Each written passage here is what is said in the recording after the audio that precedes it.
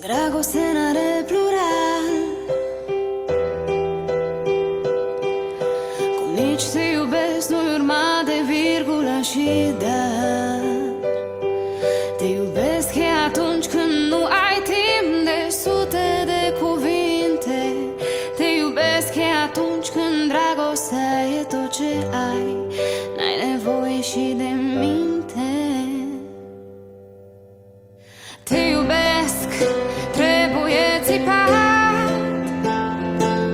sau pregătiri în timp spus până glas, fricoș și tremurat. Te iubesc, trebuie simțit, trebuie râs, trebuie plâns, trebuie dat tot. Spune-mi te iubesc acum aici, pe loc.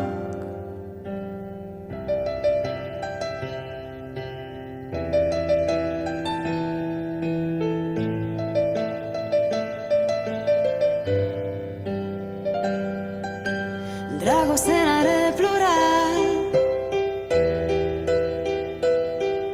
cum nici te iubesc nu-i urmate virgulă și dar.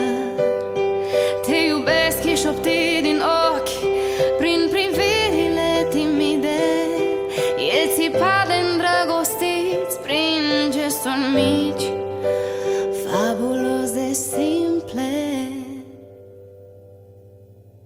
Te iubesc, trebuie țipat sau pregătiri în timp spus până glas, fricoș și tremurat.